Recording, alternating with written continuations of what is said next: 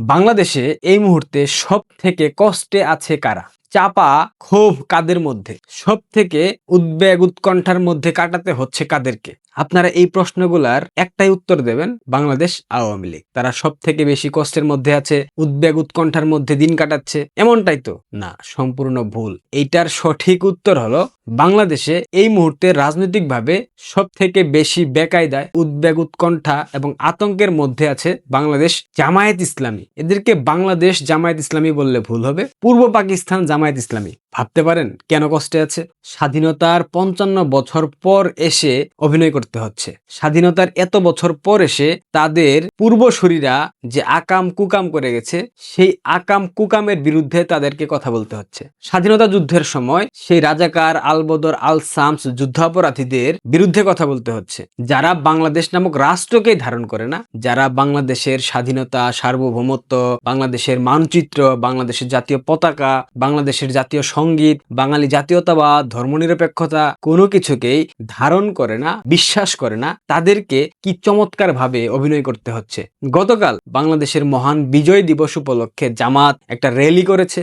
শুনেছি ম্যারাথন রেসের কথাও চলমান রয়েছে, সেটা হয়তো বা 2-1 দিনের মধ্যে আমরা দেখতে পাবো। বুঝতে পারছেন তো, যারা স্বাধীনতাকে বিশ্বাসী করে না তাদেরকে বাংলাদেশের মানুষের মন পেতে ভোটের রাজনীতিতে এগিয়ে থাকতে চেয়ে তাদেরকে অভিনয় করতে হচ্ছে প্রতিনিয়ত। কি নিখুঁত অভিনয়! কিন্তু আমরা তো শকুনের চোখ দিয়ে দেখি, তাদের প্রত্যেকটা অভিনয়ের পেছনে যে গল্প লুকায় আছে সেটা আমরা দেখতে পাই, সেটা আমরা বুঝতে পারি। জামাত আপাদমস্তক একটা দেশদ্রোহী, স্বাধীনতা বিরোধী শক্তি। তারা প্রতিনিয়ত বাংলাদেশের মানুষের ভোটকে কাস্ট করার জন্য এই নাটকগুলা করতেছে, এই অভিনয়গুলা করতেছে। এখন মিষ্টি মিষ্টি কথা বলছে, চমৎকার কথা বলছে, তাদেরকে ভোট দিয়ে নির্বাচিত করে নিয়ে আসেন ক্ষমতায়, এরপর বুঝবেন জামাত কি জিনিস।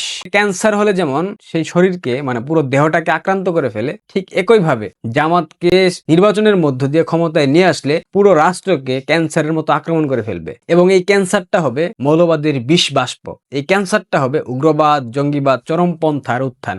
বাংলাদেশের লিবারেল যারা আছেন তাদের উপর সব থেকে বেশি প্রভাব পড়বে। যারা প্রগতিশীল, মুক্তমনা, মুক্তচিন্তক, যারা সাংস্কৃতিক জগতের কর্মী, তাদের উপর সব থেকে বেশি খড়গ নেমে আসবে। এবং নারী, এই নারীকে তারা বাক্সবন্দী করবে, এই নারীকে তারা পর্দার মধ্যে ঢুকাবে। এই নারীর কাজ হবে শুধুমাত্র হিজাব পরে স্বামীর সেবা করা, স্বামীর সাথে যৌন সঙ্গম করা। তারা বাসা থেকে বের হতে পারবে না, তারা জীবিকার জন্য চাকরি করতে পারবে না, তারা সারাক্ষণ ঘরে থাকবে, ডজন ডজন বাচ্চা জন্ম দেবে। এটাই নারীদের কাজ হবে। জামাতের সাদা শকুন বলেছিল না যে নারীদের কর্ম ঘন্টা কমিয়ে 5 ঘন্টা করা হবে? এটা হচ্ছে প্রাথমিক ধাপ। প্রথমে 5 ঘন্টা, এরপর 2 ঘন্টা, এরপর ধীরে ধীরে সেটাকে একেবারে বাতিল ঘোষণা করা হবে। বাংলাদেশের নারীরা গত 15 বছরে নারী ক্ষমতায়ন থেকে শুরু করে নারীদের অধিকার সবকিছুকে মাননীয় প্রধানমন্ত্রী শেখ হাসিনা ঠিক কোথায় নিয়ে গিয়েছিলেন, আর 1.5 বছরের ব্যবধানে এটা কোথায় এসে ঠেকেছে আপনারা তুলনা করে দেখবেন, তাহলেই এটার উত্তর পেয়ে যাবেন। জামাতকে ক্ষমতায় নিয়ে আসবেন, এদের ব্লাডের মধ্যে পাকিস্তান প্রেম, এদের ব্লাডের মধ্যে স্বাধীনতার বিরোধিতা। এরা কখনোই বাংলাদেশের স্বাধীনতাকে ধারণ করতে পারেনি, আর ভবিষ্যতেও পারবে না। কয়েকটা চমকপ্রদ তথ্য দিয়ে আপনাদেরকে।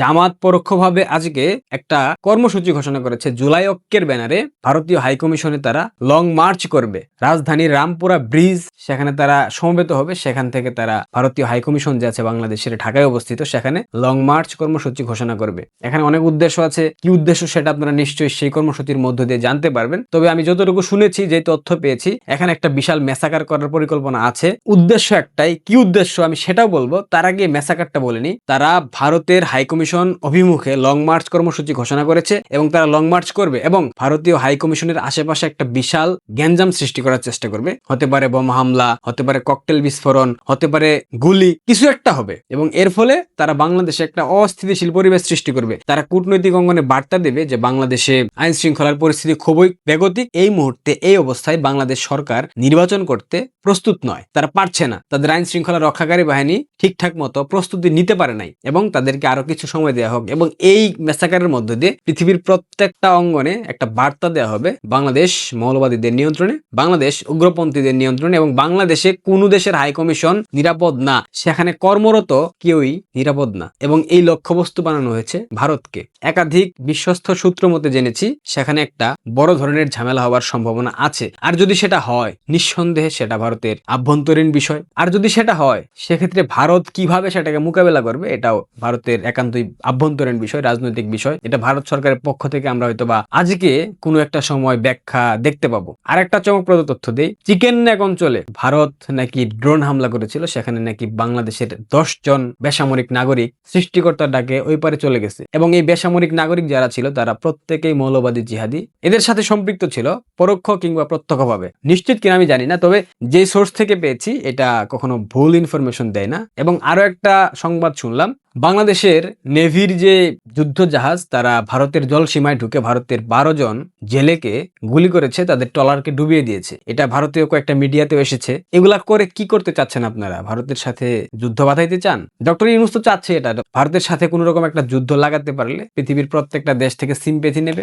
নিয়ে বলবে ভারত মহাশক্তিধর দেশ, আমাদেরকে হামলা করেছে, আমরা একটা ছোট রাষ্ট্র, আমাদেরকে ভারত কেন এভাবে এই চোখে দেখে। ভারতীয় আগ্রাসন এটা যে সত্যিকার অর্থে বাংলাদেশে নাই, এইটাকে সুপ্রতিষ্ঠিত করার জন্য সুদখুরি ইউনূস চাচ্ছে ভারত বাংলাদেশে একটা বড় ধরনের আক্রমণ চালাক। হাসনাত আব্দুল্লাহর বক্তব্য নিশ্চয়ই আপনারা দেখেছেন, 7 সিস্টার্স আলাদা করার হুমকি দিয়েছে। এটা নিয়ে কিন্তু ভারতে একটা বিশাল আলোচনা চলতেছে এবং এখানে ভারতীয় জেলেদের উপর নৌবাহিনীর নেভির হামলা, এটা কেউ নিশ্চয়ই ভারত ভালোভাবে দেখবে না। এই সব কিছু করা হচ্ছে ভারত যাতে ইচ্ছাকৃতভাবে বাধ্য হয় বাংলাদেশে আক্রমণ করতে, এবং বাংলাদেশে আক্রমণ করা মানে বাংলাদেশের নির্বাচনের হুগামারা সারা এবং সুদখুরি ইউনূসের ক্ষমতার গদি আর কিছুদিনের জন্য পাকাপোক্ত হবে। এটাই চাচ্ছে, এর বাইরে কিছু না। বাংলাদেশের প্রত্যেকটা পর্যায়ের সাধারণ মানুষ যারা আমাকে দেখেন, আপনাদের প্রত্যেকের উদ্দেশ্যে একটা বার্তা, একটা আহ্বান থাকবে। আপনারা যদি দেশকে রক্ষা করতে চান, যদি দেশের স্বাধীনতা সার্বভৌমত্বকে অক্ষুণ্ণ রাখতে চান, যদি দেশের মানচিত্রটাকে ঠিকঠাক রাখতে চান, যদি দেশের ভূখণ্ডকে হারাতে না চান, তবে অতি দ্রুত আপনারা রাস্তায় নামেন। আপনারা রাস্তায় নেমে প্রতিবাদ করেন। ভারতের সাথে আজ অবধি একটা দেশ বিরোধী চুক্তি বের করতে পারে নাই, অথচ সরকার পরোক্ষভাবে এই জুলাই ঐক্যের ব্যানারে ভারতীয় হাইকমিশন অভিমুখে লং মার্চ কর্মসূচি ঘোষণা করেছে। এই লং মার্চে কি চাওয়া হবে? হাদির হত্যাকারীকে ভারত কেন আশ্রয় দিয়েছে, শেখ হাসিনাকে কেন আশ্রয় দিয়েছে, আসাদুজ্জামান খান কামালকে কেন ফিরিয়ে দিচ্ছে না, এগুলাই বলা হবে, এর বাইরে কিছু না। ভারতীয় আগ্রাসন শুনতে শুনতে কানটা বধির হয়ে যাচ্ছে। ভারতীয় আগ্রাসনটা আসলে কি জিনিস আমাকে একটু বুঝাবেন? ভারত কি আগ্রাসী আচরণ করেছে বাংলাদেশের সাথে? ভারতের একটা আগ্রাসী আচরণ, এই জন্য আমি ভারতকে সবসময় নিন্দা জানাবো, দোষারোপ করব, সেটা হলো 1971-এর মহান মুক্তিযুদ্ধে ভারত বাংলাদেশকে সহায়তা করেছিল। ভারতের 18,000 সেনা আত্মাহুতি দিয়েছিল বাংলাদেশের স্বাধীনতা যুদ্ধে। এটাই ছিল ভারতের সব থেকে বড় ভুল। এই অসভ্য, এই বেহায়া, এই বর্বর, এই অন্ধকারাচ্ছন্ন যুগের এই জাতিকে, এই বাঙালিকে স্বাধীনতার স্বাদ পেতে অন্তত পক্ষে 9 বছর যুদ্ধ চলমান রাখা প্রয়োজন ছিল, এবং এটা ভারত চাইলেই করতে পারত। পাকিস্তান যদি 3রা ডিসেম্বর ভারতে আক্রমণ না করত, ভারতের বিমান ঘাঁটিগুলোতে আক্রমণ না করত, বাংলাদেশকে সহায়তা করার অভিযোগ নিয়ে, বাংলাদেশের শরণার্থীদের আশ্রয় দেওয়ার অভিযোগ নিয়ে, সেক্ষেত্রে বাংলাদেশের স্বাধীনতা যুদ্ধ, মুক্তিযুদ্ধের লেন্থ কম করে হলেও 5 বছর হতো। 5 বছরের আগে এই প্রশিক্ষিত সামরিক অস্ত্র শস্ত্র নিয়ে যে সেনাবাহিনী বাংলাদেশে এসেছিল পাকিস্তানের, তাদের সাথে বাংলাদেশের সাধারণ মুক্তিযোদ্ধারা পেরে উঠতো না। যে যত কথাই বলেন না কেন, বাস্তবতা মানতে হবে। বাংলাদেশের হাতে কি ছিল? একটা গরিব রাষ্ট্র যার অর্থনীতির বেশিরভাগ পরিচালিত হতো পশ্চিম পাকিস্তান থেকে। বাংলাদেশের হাতে তেমন কোনো অস্ত্র শস্ত্র ছিল না, প্রশিক্ষিত ছিল না কোনো বাহিনী। তৎকালীন সময়ে যে প্রতিরোধ করা সম্ভব হয়েছে প্রথম দিক থেকে, এবং পরবর্তীতে ভারতের সহায়তা, মিত্র বাহিনী, ভারতে বাংলাদেশের শরণার্থীদের আশ্রয়, ভারত থেকে বসে মুক্তিযুদ্ধ পরিচালনা করা। অথচ এই বাঙ্গু তৌহিদি জনতা প্রতিনিয়ত ভারতকে আক্রমণ করতে চায়, গাজওয়াতুল হিন্দ প্রতিষ্ঠা করতে চায়, ভারতের 7 সিস্টার খেয়ে দিতে চায়। মানুষের ন্যূনতম কৃতজ্ঞতা বোধ থাকে, কিন্তু বাঙালি অসভ্য বর্বরে বেহায়া বাঙালির ন্যূনতম কৃতজ্ঞতা বোধ নাই, কিছুই নাই। ভারতের উচিত হয়নি 71-এর মহান মুক্তিযুদ্ধে বাংলাদেশকে সহায়তা করা। এই সহায়তা করেছিল বলে আজকে ভারতকে বারবার শুনতে হয় ভারতীয় আগ্রাসন, ভারতীয় আধিপত্যবাদ। আসলে এই আধিপত্যবাদ এবং আগ্রাসনটা ঠিক কোথায় দেখিয়েছে ভারত, আমি আজ অবধি খুঁজে বের করতে পারি নাই, কোথাও খুঁজে বের করতে পারি নাই ভারতের আগ্রাসনটা আসলে কি জিনিস। প্রতিনিয়ত মানুষের চোখে ধুলো দেওয়া হচ্ছে, কিন্তু বাংলাদেশের মানুষ এখনো বুঝতে পারছে কিনা আমার মাথায় আসছে না। বাংলাদেশের প্রত্যেকটা মানুষকে আবারও বলতে চাই, আপনারা সুদখোর ইউনূসের বিরুদ্ধে কথা বলেন, আপনারা রাস্তায় নেমে আসেন। অনেকেই বলবেন আমাকে আপনি আসেন না কেন? ভাই, সবাই যদি রাস্তায় নামতো তাহলে কথা বলবে কে? আমার সাধ্য মতো আমি কথা বলার চেষ্টা করি, আর আমি দেশে থাকি না, সো আমি নামলেই কি আর না নামলেই কি? দেশের বাইরে থেকে কোনো কিছু করা সম্ভব না। যতটুকু সম্ভব আপনাদেরকে সতর্ক করা, আপনাদেরকে সহায়তা করা, অনলাইনে বিভিন্নভাবে ভূমিকা রাখা, বিভিন্ন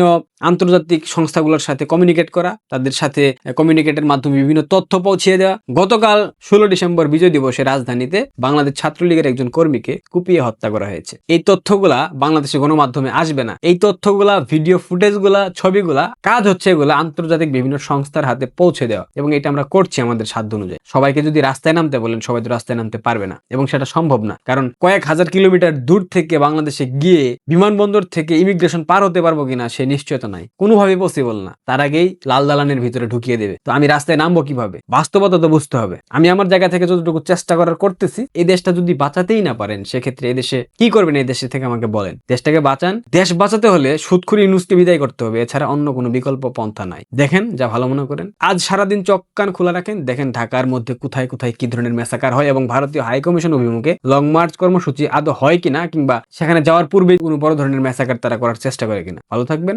ধন্যবাদ।